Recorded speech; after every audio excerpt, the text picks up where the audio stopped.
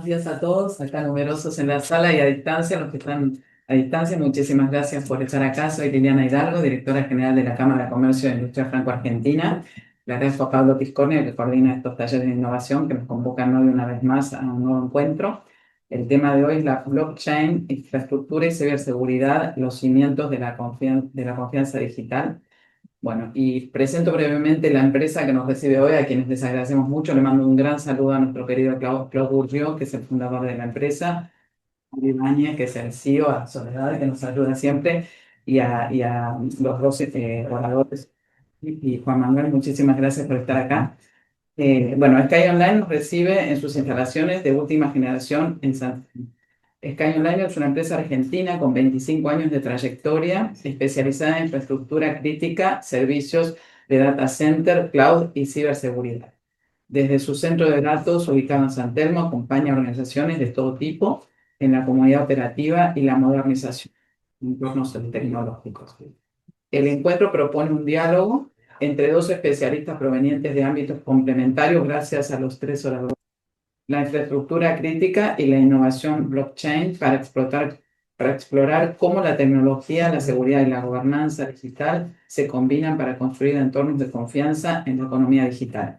A través de casos reales y perspectivas cruzadas, se analizará el vínculo entre el auge del ransomware, no sé si lo leo bien, esos ransomware. Eso.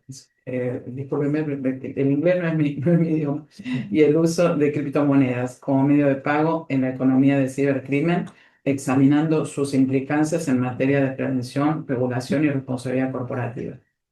El diálogo invitará a reflexionar sobre el panel de las tecnologías emergentes en la creación de ecosistemas más seguros, transparentes y sostenibles, donde la innovación y la protección de los datos se integren como pilares esenciales de la confianza digital. Y bueno, ahora voy a hablar brevemente del currículum de Daniel Fiorda, que es el director de operaciones y COO de Sky Online Data y Media Center.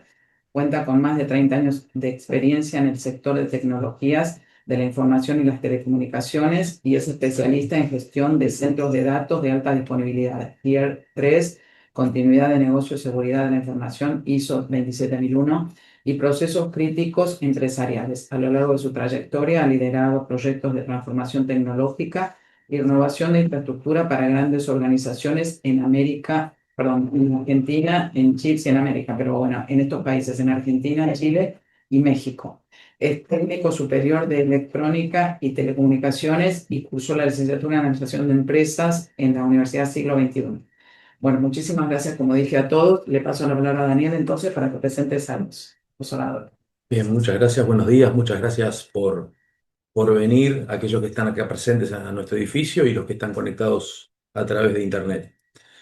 Vamos a iniciarla con la bio de Dominique, que Dominique Gross es emprendedora en el mundo fintech desde 2017, es ingeniero por la ESTP de París, posee un máster especializado en administración de empresas de HEC París y un posgrado en blockchain y criptomonedas de la UCEMA.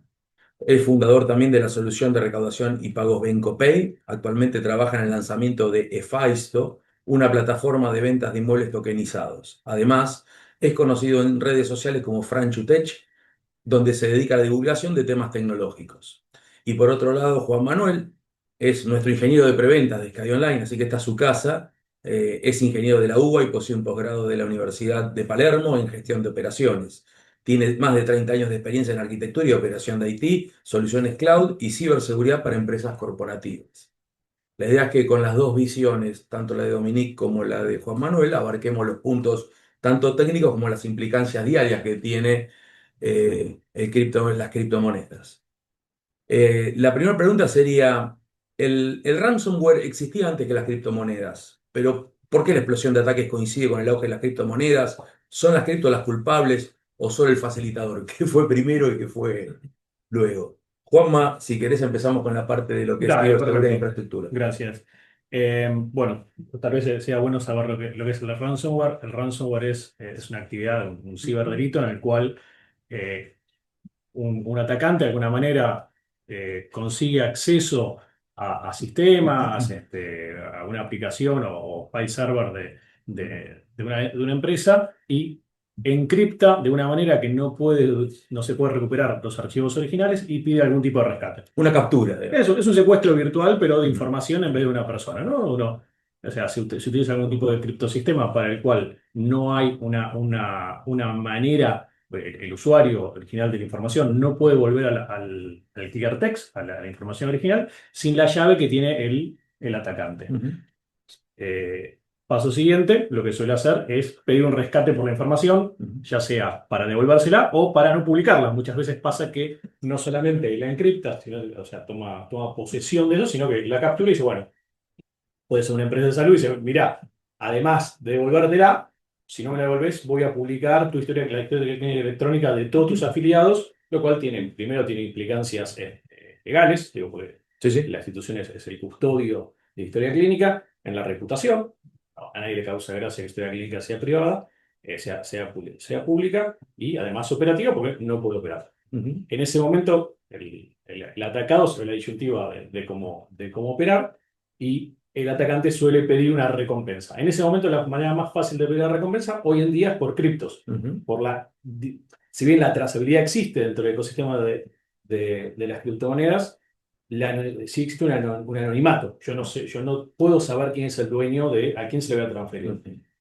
La realidad es que esto se podía hacer antes, esto se podía hacer antes, pero era mucho más difícil cobrar esa captura, ese ransom por medios convencionales, ¿no? No te iba a pasar un ruso, no te iba a pasar el SWIFT internacional para que le hagas una No, transferencia. bien. En cambio, por las cripto, si bien no es culpable de la actividad del cibercriminal, facilita, o sea, el área de ciberseguridad nos complica de alguna manera, no vamos a echarle la culpa obviamente a la pura gente de la cripto por eso, pero nos complica y potencia la existencia del ransomware, la existencia hoy en día de las criptomonedas. Es un facilitador para un crimen. Ujú. Supongo que también para otras actividades ilegales lo puede ser. En el caso de la ciberseguridad, el ransomware sí es amplificado por la existencia de las criptomonedas. Ujú. Eso es una problemática real. Bien, clarísimo. ¿Cuál es tu mirada del punto de vista cripto, Dominic? Bueno, desde el punto de vista cripto, primero quiero decir que es un punto a favor, si queremos decir que los criminales usan cripto, quiere decir que se logró desarrollar un intercambio de activos digitales manteniendo un cierto grado de privacidad, que antes no se podía. Hoy, si usas una tarjeta bancaria, por ejemplo, la empresa que emite la tarjeta, el banco, sabe exactamente lo que estás comprando con esta tarjeta. Ahí se demuestra por este uso criminal, en un cierto sentido, que se logró llegar a un cierto grado de privacidad en intercambio digital. Esto como para un poco una observación sobre la tecnología en sí. Ahora hay que diferenciar un poco lo que es el anonimato y el pseudonimato. Mucho tiempo se creyó y se dijo que el Bitcoin era la moneda de los criminales porque era anónimo. Y lo que estamos diciendo hoy es que no es anónimo el Bitcoin, sino que es seudónimo. ¿Qué quiere decir? Quiere decir que vos sos un número en Bitcoin. Es como si yo te comparto mi CBU, Sí, sí. te doy el número y transferís dinero. Si no le preguntas al banco de quién es esta CBU, no sabes, es un número que puede pertenecer a cualquier persona. Pero a partir del momento que sabes que esta CBU es mía, todos los movimientos que entra a este CBU son movimientos míos. Ujú. Entonces ya hay empresas que empezaron a dedicarse a trazar los movimientos que hay en la blockchain y sabiendo que, por ejemplo, esta dirección es de Elon Musk, entonces podemos ver en tiempo real qué está haciendo Elon Musk con su dirección de, de Bitcoin, por ejemplo, Ujú. u otra criptomoneda. Hay otras criptomonedas que sí están desarrollándose para proteger la privacidad de la gente, porque también es un derecho tener privacidad. Muchas veces asociamos privacidad a acción criminales, Ujú. pero el efectivo es privado. Si Ujú. el crimen existió antes de las criptomonedas Absolutamente. y la gente usaba antes el efectivo. El famoso, yo recuerdo cuando estaba cuando llegué en Argentina instalé una línea de teléfono y recibía llamadas que me decía, tengo tu hijo y Sí. me tenés que tirar una bolsa de efectivo por la ventana. Bueno, esto es lo que se hacía antes. Al pasar a lo digital es un poco algo similar a eso, pero a pasarlo a digital, lo que sí amplificó, lo amplificó a nivel global, porque hoy antes era muy local, alguien que me quería engañar tenía que estar cerca Sí. para poder recibir efectivo. Hoy alguien que está en otro continente Tiene alcance, puede llegar. claro, puede desarrollar un ransomware y pedir un pago internacional de muy bajo costo y con un nivel de privacidad alto.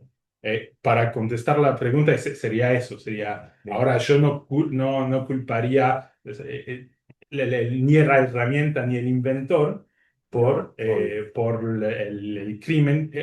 Pasó algunas cosas y de hecho estoy convencido que Satoshi Nakamoto, el inventor de Bitcoin, quedó anónimo, no quiso exponerse justamente por eso, porque sabía que había inventado una herramienta que era por ahí más fácil culpar al inventor en un momento sí. que culpar Que el uso. que el uso. Que el uso que se le da. Sí. Bien. Sí, es verdad que, bueno, siempre está el dilema igual es para los filósofos y la ética y no para nosotros los ingenieros, si la neutralidad tecnológica, ¿no? La tecnología y su uso benevolente o su uso perverso. Es verdad que hay ciertas tecnologías que uno claramente sabe que son malas, ¿no? Los misiles intercontinentales uno difícilmente diría que es una buena creación. Ujú. Nadie quiere decir que las criptomonedas son inherentemente malas, pero sí es cierto que amplifican un negocio que, como bien decís, hubiese sido local y hoy en día lo puede hacer un ruso sentado de Rusia, tranquilamente puede hackear, no sé, Swiss Medical o una entidad Sí. médica y pedirle. Especialmente porque todo esto se van creando como un modelo de negocio. Digo, el ransomware también hay ransomware as a service. Hay plataformas donde yo puedo ir y decir, che, te contrato todo el set de herramientas entero para hacer un ransomware. Ni siquiera es que hoy en día yo tengo que saber cómo hacer O ransomware. tenerlo, ¿no? O sea, más, vas ahí, hay una AI muy corriente hoy en día, ya Sí, casi lo te puedo ayuda. generar. Además, le podés pedir a la AI que haga el ransomware. Se están haciendo muchos ataques, pedir a la IA, andá, hace tal tarea, genera tal código, desplegalo y atacá. Ujú. La tecnología es verdad, ayuda en un montón de cosas, las criptomonedas. En el caso de la ciberseguridad, lamentablemente, nos impacta siendo una manera pseudo anónima de cobrar rescates. Ujú. Que hoy en día, probablemente si desapareciera, yo creo que se complicaría mucho con esos ransomware. No sé cómo los cobrarían. No me imagino cómo podrían cobrar ransomware un ruso Muy de difícil. Rusia cobrando a una empresa local. Sin ser Sí. traseado es muy difícil. Sí, sí. Sí, sí. Bueno, hay distintos tipos de blockchain, Juanma. Eh, sí, es una pregunta más, me parece, para el amigo del especialista de blockchain, pero hasta, evidentemente, en lo que es infraestructura, no tenemos blockchain que son de uso público Ujú. y uso privado que tienen las empresas para... A ver, el blockchain es como... Ahí me voy a meter evidentemente, en el métier de Dominique, es como una gran cuenta de almacenero inmutable, ¿no? Ujú. Digo, donde todas las transacciones con cada moneda es traceable, su moneda y el fraccionamiento de la moneda es traceable desde el comienzo, desde que se generó la moneda, que se generó el token, digamos, pues, Ujú. es más propio, hasta todos sus pasos a través de todas las personas, desde el comienzo al final, lo cual es muy útil para una cantidad de actividades. Vuelvo al caso de la historia clínica, es mucho más útil guardarlo, tal vez no la historia clínica, pero el hash, ¿no? Si yo genero la historia clínica, me atiendo, si genera la historia clínica es un documento electrónico, hoy en día hasta interoperable, porque ya está definido como tiene que ser. Eso se hace un hash, hace una operación de matemática unidireccional se acorta y eso se guarda dentro de un blockchain para que yo sepa que tal día, tal hora, tal médico, tal participante en tal lugar tuvo esta atención médica y es esta. Digo, porque la historia clínica no es alterable, no, puede ser, Claro. no debería ser alterable. Lo sumo es agregable, pero no alterable. Yo no te debería poder ir y decir, en realidad no le receté esto, Exacto. sino lo sumo te voy a decir, bueno, le receté esto, pero me equivoqué y en realidad le quise restar otra cosa. Exacto. No debería ser alterada. Entonces, los blockchain, sea cual sea, tienen una utilidad bastante importante en lo que es el lugar donde yo quiero guardar cosas que no quiero sea alterable. Ejemplo, el boletín oficial, cuando se publica, hoy en día se publica y se guarda un hash del boletín oficial Ujú. dentro de un blockchain. No sé si es de Bitcoin debe ser algo barato, o sea, Seguramente. eso tiene un costo cada Sí, sí. transacción que hacen. Entonces, hay blockchain que son privados, donde las empresas quieren guardar alguna trazabilidad o una información, otros que son públicos, entiendo que tienen que ver más con las criptomonedas, ya sean en Proof of Work o Proof of Stake, y otros que son híbridos. Uno en infraestructura, y yendo un poco más a lo que hacemos nosotros, en nuestro data center, uno puede, en lo que es la nube, que tenemos un servicio de nube de infraestructura como servicio, uno podría desplegar fácilmente su blockchain privado. Hay una cantidad de soluciones open source muy sencillas de implementar, y uno podría tener su blockchain privado donde guardar las operaciones que quiere guardar ahí de manera inmutable. Bien. Dominique. Sí, sí, hay varios tipos de blockchain, hay muchos y todos esas se tratan de solucionar algo distintos. Hay algo muy conocido en el mundo de la blockchain que se llama el trilema de la blockchain, que hay que imaginar un triángulo con descentralización, seguridad y escalabilidad. Descentralización quiere decir que se reparte los validadores en un montón de computadoras y es más difícil controlar la totalidad o más de la mitad de los controladores para poder generar transacciones falsas. La seguridad es, claro, es evitar Obvio. que haya transacciones incorrectas y la escalabilidad es la posibilidad de hacer más transacciones por segundos. Si tomamos, cada blockchain se sitúa en un lugar distinto de este triángulo, Ujú. dándole más enfoque Preponderancia a a algo uno. o a otra cosa.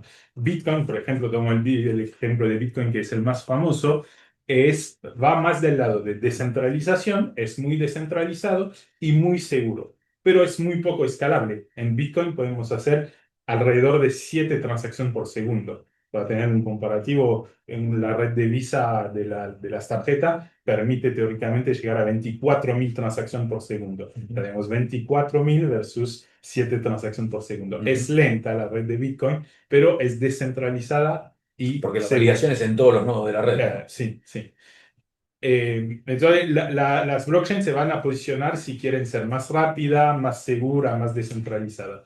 Y en el mundo de las empresas, como mencionaba Juan, está las dos grandes familias de blockchain privada o blockchain pública. Ujú. Las blockchain públicas son las que son abiertas al mundo, que puede uno consultar el registro, es todo Abierto. open source prácticamente, sí, abierto y público, como lo dice su nombre. Y cada uno puede ser actor, esto quizás es la gran diferencia, cada uno puede ser actor, validador de las transacciones, puede armar un nodo de esta transacción y participar a la red.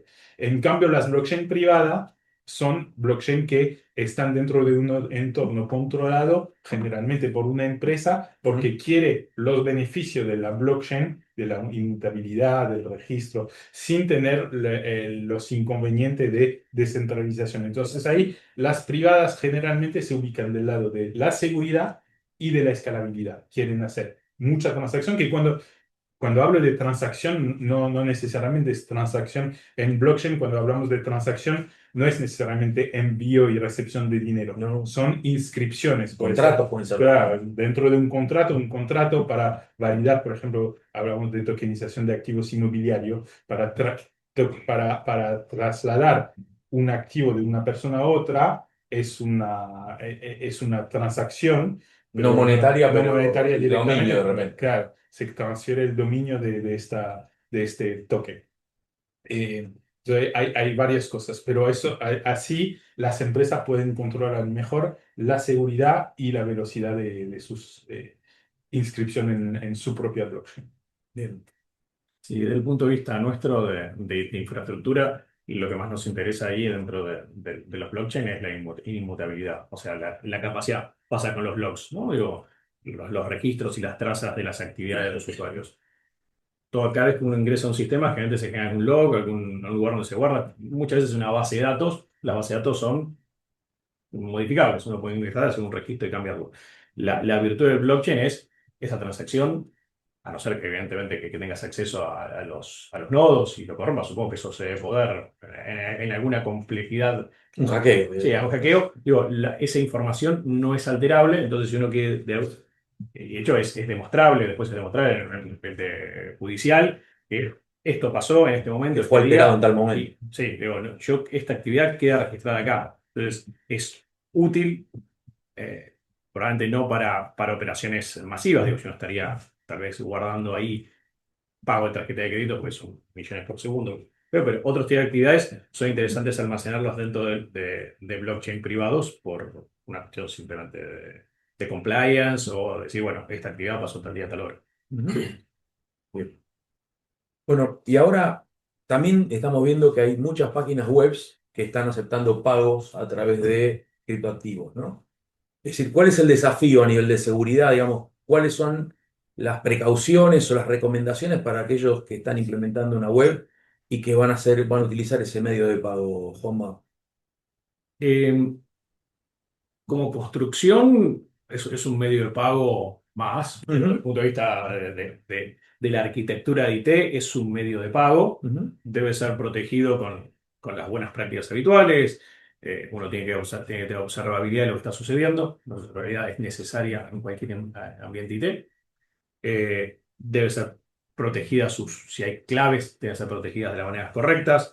Si uno expone un medio de pago o expone una forma de pago a usuarios, realmente se despliegan de ciertas capas de protección, se despliegan firewall que evitan que la página web sea vulnerada. Si hay una API con la cual se transacciona, hay API gateways, que son los que ponen implementan políticas de cantidad de transacciones por segundo, conformación del mensaje enviado. Todo eso es igual, Reglas. reglas que hacen que esa transacción, desde, o sea, digamos, a la página web que quiere vender un cierto activo usando Bitcoin, lo haría igual si fuera Mercado Pago, Pago Mis Cuentas eh, o una, Con banking o una, cualquiera. una criptomoneda cualquiera. Eh, Entiendo que hay temas de inmediatez Ujú. en las criptomonedas que no son así, y eso seguramente también debe tener bastante más claro, es eh, uno paga y normalmente cuando pago Mercado Pago yo pasa, no sé, segundos, ¿no? Digo, voy a comprar al chino por peso, pago por Mercado Pago y eso pasa en 2, 3 segundos. Eh, por las experiencias que tengo yo en cripto, eso no es así. O sea, no está tan orientado a un mercado en el cual yo quiero, hay una fila de 100 personas, tengo que cobrar, tiqui, tiqui, tiqui, tiqui, Claro. y tienen que salir todos con mucho liso. En las criptos siempre hay una Delay. confirmación, que Ujú, la red confirme esa transacción de todos los nodos. Hay una cantidad, hay un consenso. O sea, un consenso de nodos. Entonces, en mi experiencia particular, las veces que he tenido que lidiar con pagos en cripto, es más lento. la inmediatez era un tema a tener en cuenta. Después está el tema de las billeteras, si son billeteras frías, billeteras calientes, y ahí también uno puede tener sus propios servidores propios de pago, de Bitcoin, que podría alojar en su infraestructura privada, tener su propio validador de la transacción. Pero como medio de pago es un medio de pago más. Ujú. Se tiene que tener las buenas prácticas al utilizar cualquier medio de pago, estar siguiendo las entradas y salidas de dinero, como haría uno con Mercado Pago, y a nivel IT tiene que poner las barreras y todas las capas de ciberseguridad necesarias. Bien. O Gracias. sea, Nick. a nivel de pagos en general, yo creo que la blockchain en sí es una herramienta muy robusta y segura. El tema es que tiene que mejorar mucho la experiencia del usuario, y un tema que tenemos en la blockchain es la fragmentación. Hay distintas, como decíamos, hay distintas blockchain, y en estas distintas blockchain existen distintas criptomonedas. No es que una blockchain tiene una sola criptomoneda. Esto genera una paradoja, porque cada vez que queremos mejorar esto, tenemos que agregar capa a la blockchain de base, y ahí donde aparece vulnerabilidad, que creo que después lo vamos a charlar. Pero quiero explicar bien de qué se trata la fragmentación y el tema de la experiencia de usuario. La experiencia de usuario, el tema principal es que uno tiene es custodio de su propio fondo, es como ser su propio banco. Entonces tiene su clave privada, puede tener una cold wallet, que es un aparato que parece un pendrive, donde está guardada la clave privada y la experiencia, la realidad que no es tan buena como hacer 3 clics y validar una compra online. Hay que conectar el aparato, firmar la transacción, a veces hay que dar 2 o 3 autorizaciones para llegar a hacer un solo pago. La experiencia de usuario acá es lenta, aún más lo que mencionaba Juan, que es según la blockchain, una validación de una transacción en Bitcoin tarda más de media hora, por ejemplo. Entonces, ¿no? En e-commerce podés esperar media hora porque de todas formas lo van a enviar al día siguiente, pero hay algunas transacciones que no puedes esperar media hora. Ethereum es más rápido, pero incluso así son 30 segundos mínimo, un minuto, son tiempos más largos para validar las transacciones. Y el otro, que es un punto muy importante, es la fragmentación. Voy a tomar un ejemplo de un stablecoin, el más famoso de todos, que se llama USDT, es el más grande. Un stablecoin, para los que no saben, es una criptomoneda que siempre debe valer, en este caso, $1. O sea, un USDT vale $1 americano. Esta misma criptomoneda existe en distintas redes. Quiere decir que existe en la blockchain de Ethereum, existe en la blockchain de Solana, existe en la blockchain de Binance. Y si quiero transferir de una a otra, si por ejemplo yo tengo mis USDT en Ethereum y el comercio tiene su USDT en Solana, tengo que convertir mis USDT a la red de Solana para después... Y pagar en Solana. ¿Sí? No, pagar en USDT, pero en 2 redes distintas. Y la conversión es en la operación misma. Justamente son tramos distintos, son procesos distintos. Okay. Es como si yo tengo en mi cuenta bancaria en el Galicia, tengo pesos y quiero transferir pesos a una persona en Mercado Pago. Tengo primero que convertir mis pesos compatible Galicia a pesos compatible Mercado Pago para después enviar estos pesos a la cuenta de Mercado Pago. Okay. Los USDT no son todos compatibles entre sí. Tienen que pasar, son como autopistas distintas y hay que pasar puentes. De hecho, se llama bridges, puentes, de una blockchain a otra para pasar las criptomonedas. Entonces, esto genera una fragmentación. Varios tokens, varios blockchain y además varios tipos de wallet, porque lo puedo tener en una cold wallet, lo puedo tener en una wallet caliente en la web, lo puedo tener de distintas formas. Entonces, todo esto genera por ahí complejidad que para el usuario final es un poco engorroso. Engorroso, sí. Pero, como decía, reducir esta fricción, mejorar la experiencia del usuario, agrega capa y esto agrega vulnerabilidad posible en la transacción Web3. Bien. O sea que hoy en día el ecosistema no está maduro para una transaccionalidad en tiempo real. Real. Claro, falta un poco falta mejorar la interoperabilidad, me parece. Creo que el desafío principal es mejorar la Y interoperabilidad. es un tema de interoperabilidad y también hay que tener en cuenta, me parece, el tema del tráfico, ¿no? Porque hoy, me imagino la cantidad de transacciones que hay es menor. Cuando esto le dé más alcance, esto va a generar después de botella en algún lado, ¿no? Eso va a depender un poco de la solución que se termina eligiendo. Hay blockchain como Solana que pueden hacer más transacciones por segundo que Visa, por ejemplo. Sí. Depende de hay soluciones que ya lo tienen previsto. Sí. Bien. Bueno. A veces también escuchamos que hay algún proyecto cripto que es hackeado y se pierden valores, por decirlo de alguna forma. No vamos a hablar de millones porque son tokens, ¿no? ¿Eso generalmente es un problema, una vulnerabilidad del blockchain o es un fallo de ciberseguridad tradicional? Como solemos ver en otro tipo de servicios tradicionales, ¿no? Sí, hasta donde yo lo veo son fallos de ciberseguridad tradicionales. Los blockchain en general no tienen un componente inseguro nativo como está pensado. Al revés, yo lo Nacieron seguros. yo lo considero seguro. Sí. O sea, esta pregunta creo que la habíamos tocado un cacho antes. Había un ejemplo que habíamos buscado que era un Rain Network que había sido hackeado y se perdieron millones. No, el número ha sido millones, porque todo esto siempre son millones, nunca son miles.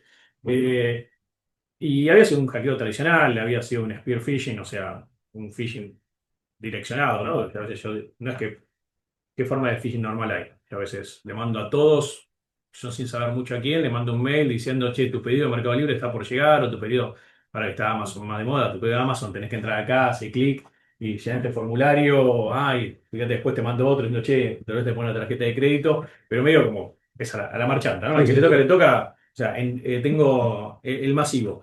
Y a veces es direccionado, porque yo sé que, no sé, vos, como sos el CEO de Skyline Line, seguramente tenés credenciales más interesantes, entonces ingeniería social. sí, te apunto a vos. Te apunto a vos porque seguramente te voy a mandar a vos puntualmente, tal vez algo de Mercado Libre, porque ya te conozco, sé, te busqué un poco, sé que pediste algo, entonces ahí consigo, muchas veces pasa que los usuarios reutilizan las contraseñas, o sea, la contraseña de Mercado Pago es la misma que utiliza Sí.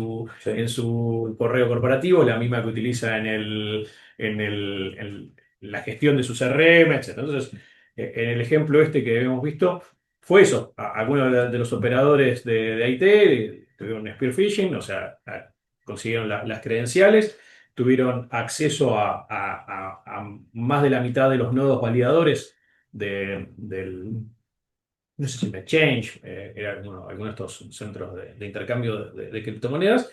Y una vez que tuvieron eso, ya está. O sea, pero no fue un problema propio de la tecnología. Hubiese pasado lo mismo si hubiese sido un core bancario en mainframe Sí. de un banco privado, ¿no? Digo, si yo las credenciales de mi mainframe las dejo tiradas por ahí, no es que el mainframe es muy estable, probablemente igual de estable Pero con que, las claves pero con las adecuadas. claves uno puede acceder a lo que sea. Ahí lo que falló es la política de ciberseguridad, el monitoreo, la observabilidad, digo.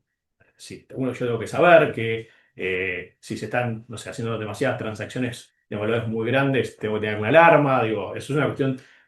El postmortem arrojó que había fallado la visión 360 de la infraestructura que uno tiene que tener siempre. Digo, no hay infraestructura que sea a prueba de hackeo, no hay infraestructura que sea a prueba de ransomware, uno tiene que tener, y tal vez enlazando un poco más, eh, Mm, los empleados solos no alcanzan, muchas veces todo eso se tiene que tercerizar con algún servicio especializado, nosotros lo llamamos SOC, en el cual Ujú. todo lo que son los eventos que tiene una organización, ya sea de todos los equipos de comunicación, los servidores, cada vez que uno se loguea a su correo, cada vez que se loguea a la terminal de la empresa, todo eso es enviado como eventos a un gran colector que los interrelaciona y trata de encontrar patrones. Dice, bueno, no sé, Juan se conectó a su VPN en Estados Unidos a las 10 y Juan se conectó a su VPN en Argentina a las 10:30. Che, es medio imposible que Juan Manuel haya Es ido un comportamiento anómalo. cómo Juan Manuel viajó de Estados Unidos a Argentina en media hora. Es un comportamiento anómalo. O Juan Manuel cambió su contraseña, Juan Manuel accedió a esto, después accedió a tal otra cosa. Juan Manuel intentó 40 veces seguidas con su contraseña de manera errónea. Toda esa información que en el día a día un humano no podría mirar, todo eso es procesado por sistemas específicos, se denominan SIEMs, que ya tienen patrones, Y correlaciona. correlacionan de distintos ingestas de distintos orígenes, y después suele haber personas especializadas en este análisis, personas que son analistas de SOC, las cuales, además de que el sistema dice, che, mirá, acá está pasando algo, después hace doble clic, hace un drill down de la información y dice, ah, pará, esto es normal, esto no es normal, y se abre un incidente en el cual se suele notificar Ujú. a la empresa que contrató el servicio de SOC.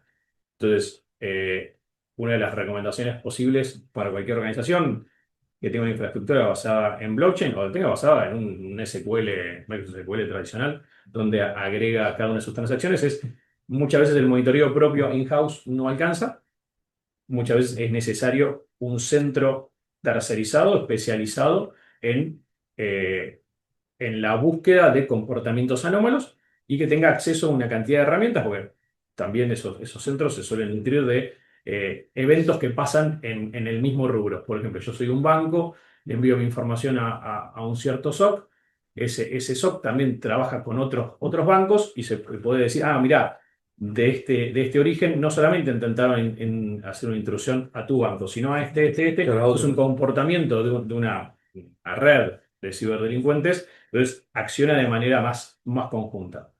Eh, la respuesta entonces corta, con un desarrollo tal vez demasiado largo, es el hackeo fue tradicional. O sea, o suele ser tradicional, Sí. no es algo inherente al blockchain. Las buenas prácticas que uno tiene que acumular, ya sea en un emprendimiento que tiene que ver con criptomonedas o blockchain, son las mismas de cualquier emprendimiento tradicional de IT.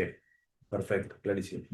Emily. Sí, creo que estamos de acuerdo para decir que el core de la blockchain es seguro y es difícil, es casi imposible de hackear con las computadoras actuales al menos, más cuando son blockchain descentralizada, pública, que las principales blockchain, por ejemplo, son muy difíciles. Por ahí un proyecto que recién arranca, pero no vale la pena hackearlo porque no tiene No valor. tiene volumen. Sí. Y además está esta idea de decir, si alguien podría teóricamente lograr hackear Bitcoin, por ejemplo, esto haría que el precio de Bitcoin caiga instantáneamente a Por cero. cuestión de confianza. Claro, porque en realidad estás demostrando que no vale lo que vale y vale cero. Entonces hiciste todo un esfuerzo para hackear algo y te quedas con un montón de cosas que valen cero.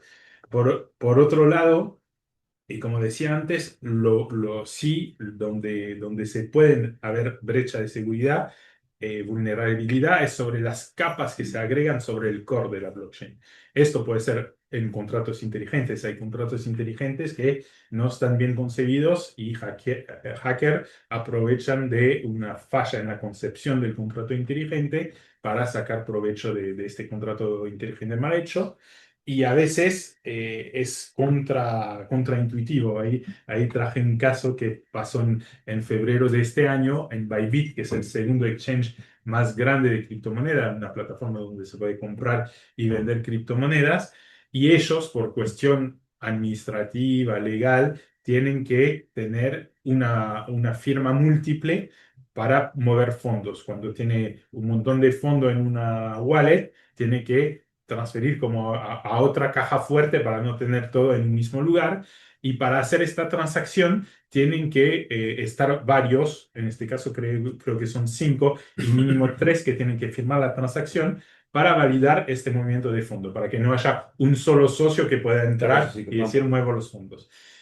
Pero lo que fue hackeado es esta capa adicional de firma, de multifirma, que cuando el sistema, los hackers ahí pusieron un código que detectaba las transacciones y cuando había una transacción interesante, importante, cambiaba el destino de los fondos. En vez que vaya a la caja fuerte de Bybit, iba a la cuenta de los hackers. Y los 3 firmantes no se fijaron bien en detalle a dónde iba el dinero y mandaron, estamos hablando de 1.500 millones de dólares que se transfirieron, que se perdieron así en una transacción por la capa que se agregó a la blockchain, no por esto fue en Ethereum, en la red de Ethereum, pero no es un hackeo de la blockchain, es un hackeo de la capa de la multifirma que supuestamente le iba a sumar seguridad a las transacciones. Es que a veces cuando uno agrega cosas, Sí. la complica más, ¿no? Sí. Menos es más en algunos casos. Exacto. Toma. Sí, habría que ver, yo no sé, en casi todo lo que es seguridad, de alguna manera tiene un criptosistema atrás, ¿no? Algo que hace que algo que sea legible por humanos no lo sea más. Y casi todo hoy en día nuestros criptosistemas tienen que ver con claves públicas y claves privadas. La pública es conocida por todos, la privada solamente la conoce o quien opera. En seguridad hoy en día hay un dilema en corto plazo que es la computación cuántica, que la mayoría de los criptosistemas no están preparados para la computación cuántica, que se supone va a ser de uso estándar para el 2030. Entonces, yo supongo que en los blockchain debe estar la misma preocupación. Entonces, gran cantidad de los elementos de ciberseguridad, ya sea o sea, muchos vamos a sitios web y tenemos que antes íbamos a HTTP dos puntos y no pasaba nada, tenemos que HTTPS para que el sitio sea seguro. Eso tiene una capa de encriptación, hace que el tráfico que entre mi computadora y el servidor web no lo pueda ver un tercero, y ahí hay un criptosistema. Ese criptosistema hoy en día los que usamos no resisten a la computación cuántica. O sea, no, y hay una cantidad de nuevos que están generando para que se llaman post-cuánticos. Yo supongo que eso debe ser una problemática también hoy en día que deben estar trabajando. Sí, sí, sí, es una preocupación del mundo blockchain. Hay de hecho varios desarrolladores trabajando en propuesta. En Bitcoin están muy activos sobre este punto.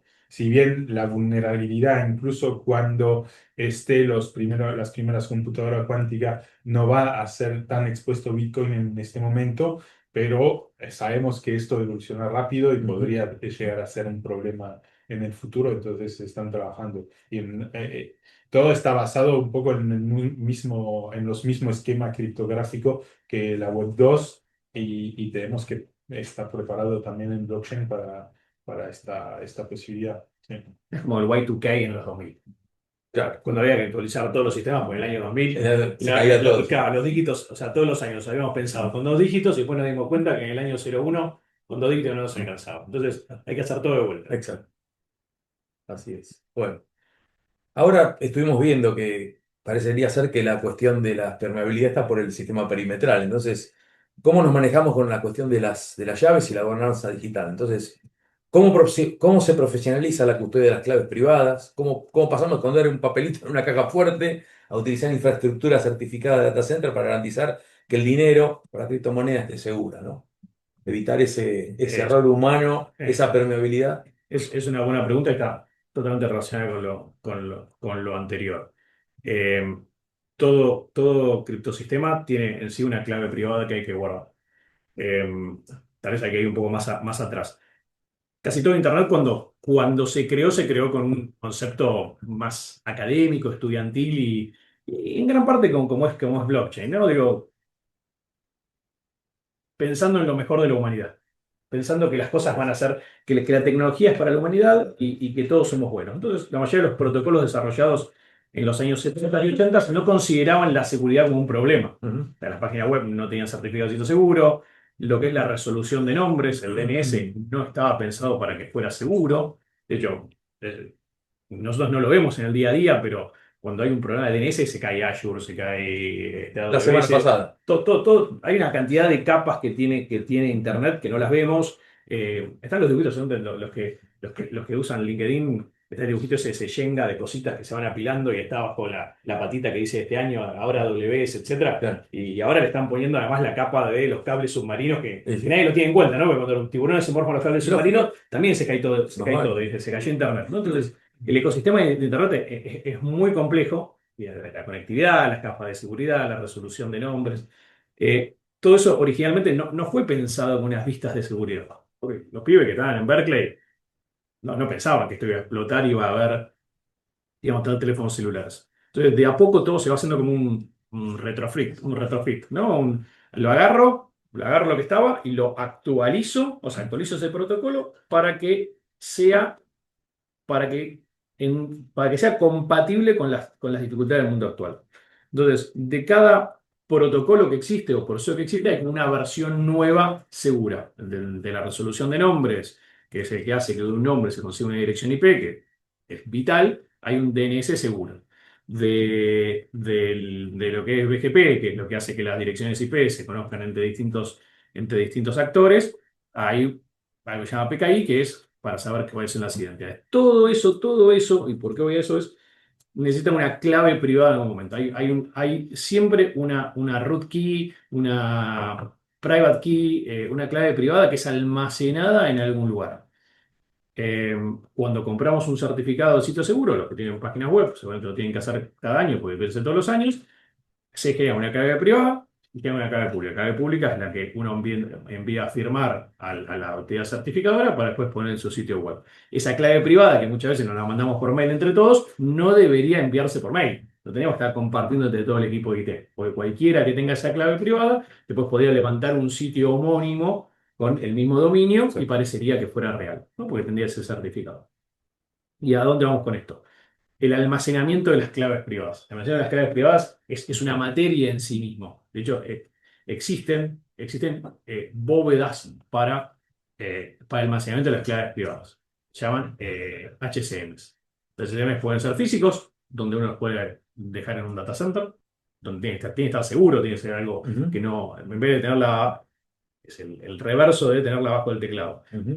Estos sistemas pueden ser sistemas físicos almacenados en data center, donde se guardan las claves privadas. También puede ser por software, levantados en infraestructura como servicio, ya sea en máquinas virtuales o contenedores. O hay software as a service, digo, vendría a ser Salesforce para CRM. Hay lugares donde yo puedo almacenar mis claves privadas como un servicio. Entonces, eh, lo que es el almacenamiento de la clave privada es una problemática no solamente de blockchain. En blockchain creo que tiene más relevancia o más folclore, pero en todos los procesos que tenemos nosotros, donde hay un criptosistema, hay una clave privada. Esa clave privada, en lo posible, no debería estar tirada en el directorio de un file server de la compañía, sino en un repositorio indicado para esto. De hecho, la mayoría de las nubes, si uno va a AWS o a Azure, tiene un servicio as a service de HCM donde uno puede guardar esa clave Depositar las privada. llaves. Correcto. También lo puede hacer en data center, tiene que también pensar la disponibilidad, el DRP, la redundancia, pero es una parte vital de la infraestructura, tanto de blockchain como de cualquier servicio, el almacenamiento de la clave privada. Ujú. Sí, estamos hablando de clave pública, clave privada. Quizás hago una breve explicación por la duda si alguien no está cómodo con esta. La clave pública de la cual deriva la dirección son los CBU de la blockchain donde puedo recibir fondos, por ejemplo. Estos fondos que llegan son públicos. Esta dirección la puedo compartir, la podría mostrar en pantalla y cualquier persona me podría mandar criptoactivos a esta dirección.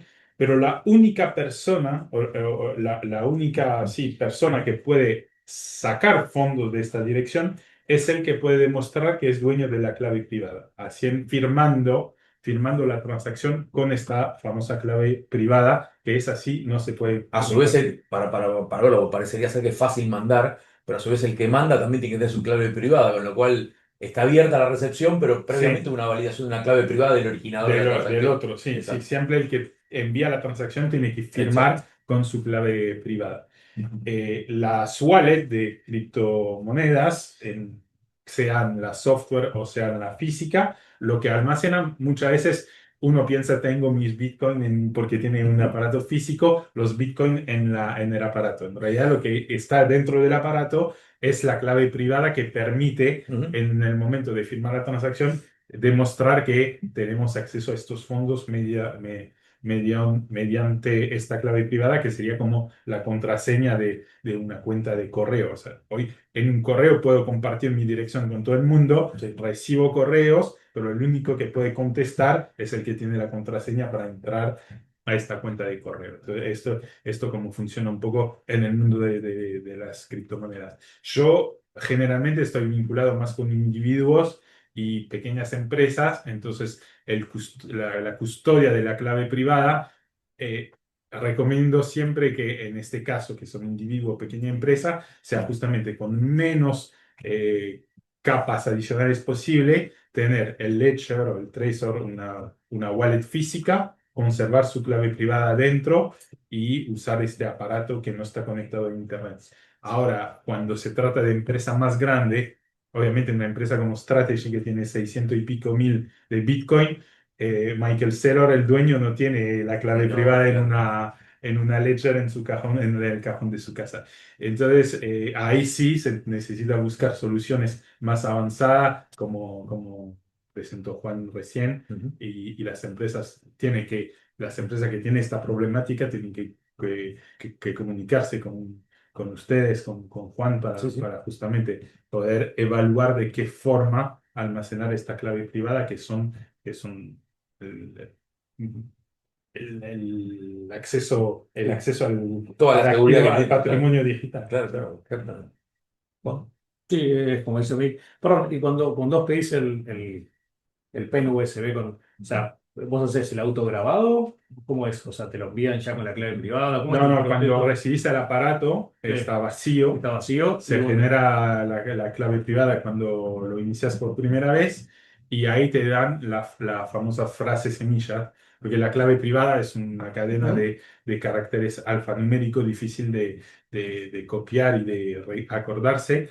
En cambio, hay una clave privada, en el caso de Ledger son 24 palabras que te da el aparato, o sea, te aparece, la pantalla es chiquita, se ves palabra por palabra, la copias en un papel y después para confirmar te pide el aparato que vuelva a ingresar las palabras. Una vez que la inicializás, queda esa clave Queda y no es reutilizable.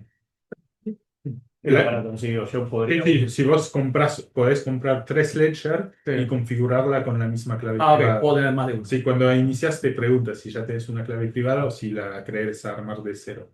Cuando ya tenés, puedes tener un ledger de backup, tener dos distintos. De hecho, si no sé, lo perdés o se cae al agua, se rompe, tenés el que otro. comprar uno nuevo y si no tenés o El tenés otro, otro, o si no compras uno nuevo, decís quiero configurar y con la frase semilla, la frase semilla sí hay que conservarla. Esto para los individuos sigue siendo el papel y sigue siendo Claro. guardado en un lugar seguro. Ahí no sé cómo sería para guardar una. En el caso de los servidores se guardan la clave privada en sí, no, Che, no bueno, la no, clave no, semilla. no hay una semilla. tiene No, sentido. correcto. Bien. Pero no, y son indistinguibles entre sí los tres ledgers. Ledgers. O sea, yo firmo con cualquiera de los tres, Sí, es sí, indistinguible. sí, Yo no sé si se usó el 1, 2 o el 3. De hecho, funciona también, hice la prueba, vos podés con tu frase semilla dar de alta, tenés una ledger con una frase semilla y con esta misma frase semilla activar una wallet, soft wallet. O sea, Entiendo. no es solamente compatible con ledger, puedes Puedo tener hacerlo las wallet en la con la computadora. misma, con la misma clave privada. Perfecto. Bien. Bueno, una de las cosas que vimos de todo este mundo blockchain es que precisamente no intervienen instituciones centrales, bancos centrales y demás. Esto es un problema en alguno de los escenarios de transaccionalidad. Y por otro lado, ¿qué pasaría si a blockchain realmente se lo quiere poner en un mundo regulado? Es decir, se lo quiere vincular con organizaciones centrales. ¿Cómo lo ven ustedes? ¿Qué opina Fondo? Eh, Bien, volviendo a lo que son los blockchain en general, que son esas grandes cuentas de almacenero públicas y no cambiables. Hay ciertas cosas que no pueden ir ahí. O sea, que digo, vamos a los registros médicos. No pueden estar en un lugar, primero no pueden estar en un lugar que sea público, digo, porque es información privada y que no contempla un montón de regulaciones como IPA. Ujú. Después hay cuestiones como GPRD Datos en personales, Europa. porque Digo tienen- que no pueden estar nunca almacenados en algo que, si bien yo no sé, que tal vez, como dice, bueno, la identidad no es que dice Juan Manuel, sino que es un string alfanumérico, Ujú. estoy seguro que Sí, que es buscable esa información de alguna decodificar. manera, o sea, es revertible saber buscar el ser humano que pertenece, entonces esa información, desde el punto de vista de la privacidad, no puede estar nunca almacenada en blockchain. Eh, Supongo que en un blockchain privado, sí, obviamente porque es una infraestructura privada que solamente tiene acceso esa organización. Después hay cuestiones que, no sé, el derecho al olvido, ¿no? Digo, que está bastante de moda en lo que son los buscadores. Yo no quiero que esa información sea más pública, de alguna manera tengo que poder revertirlo, sino que no quiero que esté más, no quiero que exista. Eh, hay casos judiciales en los cuales Sí, se accionó por ejemplo, en el caso, cosas de Google y demás, ¿no? el caso de Samantha Farhat, ¿no? El de la canción de los 90. Ella accionó para que no le causaba gracia que cada vez que buscaban Samantha aparecía ella con lo que pasó en los 90. Ella acciona contra Google para que esa información Google no le indexe más. Sí, sí. Entonces, hay que ver cómo se regula en algo que no se puede cambiar nunca, cosas que en realidad la gente puede pedir que se cambie, porque está dentro de su derecho a la privacidad. Ujú. Entonces, mm, ahí desconozco un poco cómo va a evolucionar, pero hay reglamentaciones sobre la privacidad, hay Ujú, reglamentaciones que debe cumplir blockchain o cualquier sistema. Y cualquier base de datos en Argentina tiene que ser, yo tengo una base de datos de personas, la tengo que denunciar, tengo que notificar al Estado sí, de que sí. tengo una base de datos donde yo estoy guardando datos de personas. Así es. Es decir, no tengo que decirle al Estado qué tengo guardado, pero decirle yo acá almaceno datos Y de yo soy responsable de y esa yo soy responsable de esa base, soy el custodio de esa información, volviendo de vuelta a los sistemas médicos, así como yo soy responsable de la historia clínica de mis pacientes. Entonces, la realidad es que no podría decir cómo esto realmente impacta en algo que sí es inmutable y sí inherentemente es público, Ujú. como es el blockchain. Bien. Voy a empezar por la segunda pregunta sobre cómo si puede Convivir. convivir la blockchain con el mundo regulado, con un mundo regulado. Esto, la respuesta es sí. Es sí claramente porque se ve que hay instituciones, hay estados que empiezan a adoptar blockchain. En Estados Unidos incluso se habla de hacer reserva en Bitcoin. Entonces, sí, claramente se puede. No todos los proyectos, no todas las criptomonedas, pero la tecnología blockchain es compatible con el mundo regulado. Ahora, el tema de la privacidad es un tema importante porque es lo que es, justamente ahí vamos al opuesto de la primera pregunta, que era los criminales buscaban privacidad. Eh, la gente quizás con la blockchain pública puede terminando perdiendo esta privacidad y esto puede ocasionar peligros incluso para la gente, porque si vos sabes que esta dirección es de una persona que está gastando miles Sí, de sí. dólares para ir de vacaciones, se va y sabes qué está gastando, qué compró con un Que no está en la auto, casa, dónde claro. está, en qué hotel está, en qué momento, porque pagó con la blockchain, entonces hay posibilidad de ataque física a esa Sí, sí. persona porque se puede trazar todas sus transacciones. Ahí empieza a haber soluciones de criptomonedas justamente que traten de esconder, Enmascarar. mantener privacidad, que esto también después van a, obviamente lo que se trata de solucionar para la gente que hacen cosas legales, pero para proteger a esta persona, lo van a aprovechar criminales para hacer Lógico. otras cosas. Sí, sí. En particular hay soluciones que se llama Zero Knowledge Proof, que permite compartir con otra persona o otra entidad solamente información que quiero compartir. Demostrar que somos uno y que, ¿por qué? Porque cuando yo voy a comprar, si voy a comprar una botella de vino en Estados Unidos, tengo que mostrar mi documento y demostrar que tengo más de 21 años, pero la persona que agarra el DNI ve mi nombre, mi apellido, Sí. mi domicilio, mi fecha de nacimiento, ve todo. Con el Zero Knowledge Proof podría compartir solamente Solamente tu soy yo y fecha de esta es mi nacimiento. edad. Sí, solamente eso. Esto, para explicar un poco cómo funciona, porque por ahí es un poco complicado, son problemas matemáticos complejos, pero es el libro donde está Wally, Ujú. donde Sí. tenemos que buscar el Sí. personaje. Sería como cómo mostrar que sé dónde está el personaje sin decir dónde está el personaje. Exacto. Y en esto, matemáticamente, lo que están haciendo esta blockchain es ampliar. O sea, si tengo este papel con Wally en algún lugar, si yo agarro un papel más grande con un agujero así chiquito y solamente te muestro dónde está Wally, te demuestro que sé dónde está, pero no No te sabes digo en dónde qué está lugar porque está. el libro está escondido Sí, sí, sí. por un Una marco más máscara, grande. una Sí, máscara. sí. Bien, interesante eso. Muy bueno. Bueno, Liliana, llegamos al final. Bueno, ¿Cerrás vos o...? bueno, no sé si hay preguntas a distancia Sí. o acá en la sala. O acá aparece. Acá Marcelo, a ver. Creo que vos sos especialista en el tema por la presentación. Un minutito sobre tokenización inmobiliaria. Sí. ¿Qué sería? La tokenización inmobiliaria es poder, voy a tomar el ejemplo argentino porque en los países es distinto, las herramientas son distintas. En Argentina lo que se hace generalmente es que se arma un fideicomiso, se pone dentro de este fideicomiso un activo inmobiliario y después las partes de este fideicomiso se tokenizan. Entonces podemos como decía, en la blockchain puede haber transacción de criptomonedas, pero puede haber transacción de cualquier datos numérico. Entonces, si cada parte del edificio tiene un identificador numérico, puedo ponerlo en la blockchain, puedo dividir, por ejemplo, un departamento en 1000 pedacitos, cada uno con su número de serie, y estos pedacitos se van comprando y vendiendo. En Efaisto, por ejemplo, vamos a comercializar edificios desde el pozo hasta también edificio ya construido para alquiler a partir de $100. Entonces uno puede entrar y puede ser dueño de una parte de un departamento a partir de Cobran la $100. renta proporcional. Y también cobrar la renta, que esto lo permite la blockchain automatizar,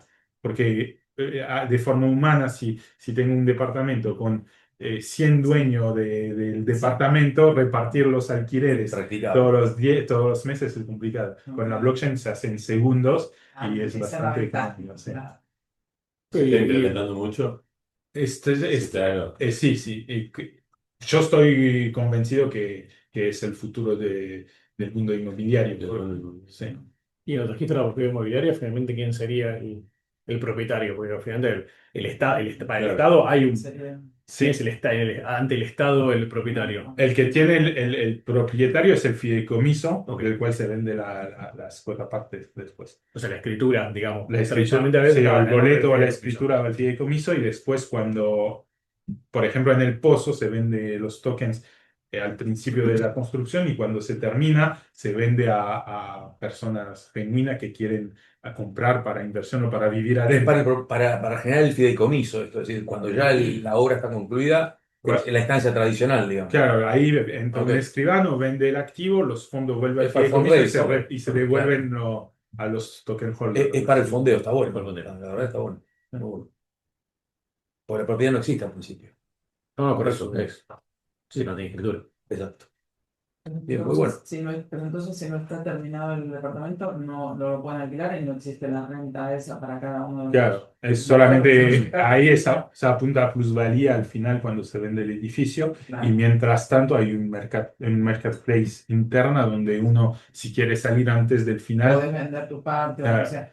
Pero también existe que se termine el departamento, se puede alquilar, se puede ver, Sí, y sí, sí. que tenga todos estos dueños, pequeños dueños Sí. que van cobrando. sí, sí. Claro, hay que ver cómo se hace la parte de la propiedad, la escritura, no sé. Y debería ser una sociedad o algo parecido. termina, cuando no se termina el departamento, ¿qué pasa? Yo trabajo para Efaisto, Sponsor Efaisto se llama, de Fai. Efaisto. De Fai. Vos decías, Pero en Argentina hay varias. En este país puede pasar que no se termine el departamento, ese fideicomiso, Bueno, la es el figura de único fideicomiso, viste, acá en Oye, Argentina. pero eso es medio- te podría Puede pasar en te cualquier podría pasar momento, con un fondeo cualquier- tradicional. Un fondeo también. tradicional, eso te puede pasar en. Sí, pero acá se necesita. Bueno, sería más gente para protestar, creo que tendría que ser más fuerte. Y el riesgo sería menor porque se divide. Se divide más el riesgo porque tenés menos plata. Menos capital. Claro. Claro, menos capital. Con un capital más chico puedes diversificar lo que antes se necesitaba millones para diversificar. Ahí puedes estar en 20 proyectos distintos con $10.000, ¿no? Entonces es más difícil que No se van es difícil que se caigan todos. el riesgo se te achica. Se diluye, sí. Te diluye. Pero la figura de fideicomiso acá en Argentina, ¿cómo está? Porque estaba medio, sobre todo el inmobiliario. Mira, por ahora, la CNB nos autoriza más fácilmente, la CNB, la Cámara Nacional de Valores, nos autoriza más fácilmente por ahora la comercialización de token de fideicomiso privado, donde entiendo que ahí es un acuerdo entre privado y depende de cómo está constituido el fideicomiso. Pero de a poco se está viendo, y nosotros apuntamos al año que viene a tener un fideicomiso público, donde ahí ya no hay margen de mucho menor, porque está registrado el fideicomiso mismo, registrado en la CNB, registrado. Bien. Vos tenés gente que va a cobrar, suponete, sale todo mal. Sí. Vos vas a cobrar al final, porque primero hay leyes que, por ejemplo, vos no podés separar ese pedacito de tu patrimonio en un fideicomiso, porque primero van a tener que cobrar los empleados, van a tener que cobrar, digamos, todo eso en el fideicomiso acá en Argentina no funciona como un fideicomiso en el derecho anglosajón. No sé, te hablo en nuestro caso. En nuestro caso, el fideicomiso de los tokens que se tokeniza es un fideicomiso separado del fideicomiso de la construcción. O sea, no es que entran en el mismo fideicomiso que los inversores tradicional del edificio que se construye. Es otro, es un fideicomiso, Claro. es un cliente, es como si yo quiero invertir en este proyecto, pero no lo quiero hacer en nombre propio y armo un fideicomiso. Es lo mismo, es un fideicomiso que va a adquirir una unidad de un proyecto de construcción. Digamos, el activo subyacente a ese fideicomiso es otro fideicomiso. No, el activo es el activo inmueble. está el inmueble, el activo es el inmueble que está construido por un fideicomiso, a través de un fideicomiso que se arma para la construcción, pero el riesgo de los que compran token es el mismo que cualquier inversor individual que entra en el fideicomiso para comprar una unidad, ni más ni menos. Entonces, no tenés más riesgo ni menos que entrar de forma individual al pozo.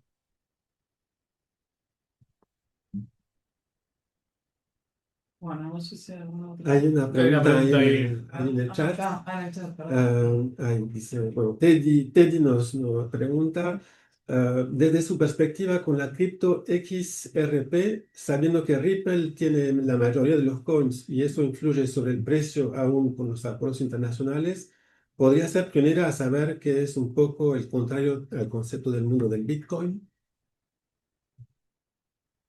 Sí, es una pregunta muy específica. No soy especialista en XRP, pero sé que es muy vinculado el éxito del proyecto y por ende el precio de su token a acuerdo que puede haber con instituciones y con gobiernos. Que vimos que, por ejemplo, ahí hubo hace poco Swift anunció que no iban a avanzar con XRP, con Ripple para las transacciones internacionales, que esto fue un pequeño golpe bajo, me parece, para Ripple, pero sí, o sea, como les digo, no soy especialista y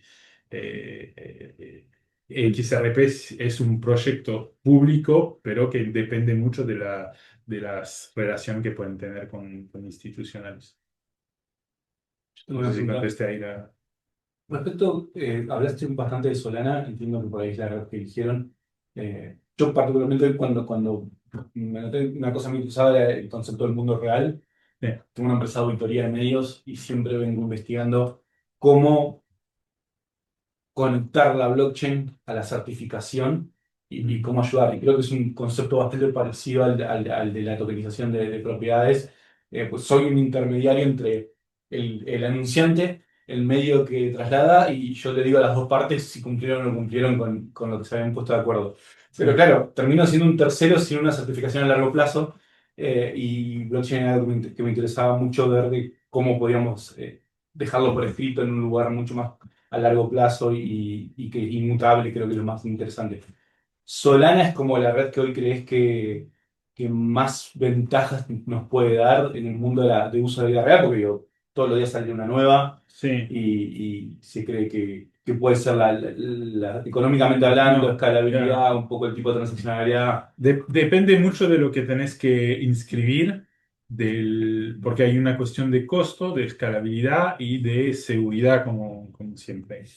Si yo tendría que tokenizar un departamento entero, que vale más de $100.000, lo tokenizaría en Ethereum.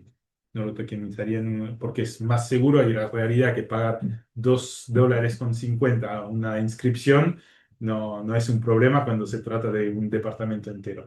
Ahora, cuando la tokenización son token de $100, no puedo pagar $2,5 por inscripción, porque ya se pierde 2,5% de interés, de rentabilidad. Entonces ahí nosotros no pasamos por Solana, porque Solana está creciendo mucho, pero es como Apple, tiene su propio ecosistema, tiene todo su propia forma de desarrollar y demás. Nosotros usamos Polygon, que es muy similar a Ethereum en cuanto es compatible con la máquina virtual de Ethereum, pero con costos mucho menor. Por eso, va a depender de cuántas inscripciones, qué tan valiosas son las inscripciones y hasta qué punto puedes gastar para ello. Polygon es una buena, de hecho, no sé si escucharon hablar de Polymarket, que es un poco, es una plataforma de predicciones donde uno puede, la llaman predicciones, pero es una apuesta en línea, básicamente, donde uno compra una posición de decir, creo que en las elecciones de Trump fue muy mediatizado, que Trump va a ganar tal fecha. Entonces, yo compro una posición que Trump va a ganar, otro compra una posición que Trump va a perder y a la fecha hay un corte y si gana, lo que a comprar una posición de compra ganan y los otros pierden. Y esto está basado en Polymarket porque están en Polygon, están esperando el puerto. Gracias. No sé si queda algo más, si no, bueno, les damos un aplauso a los oradores.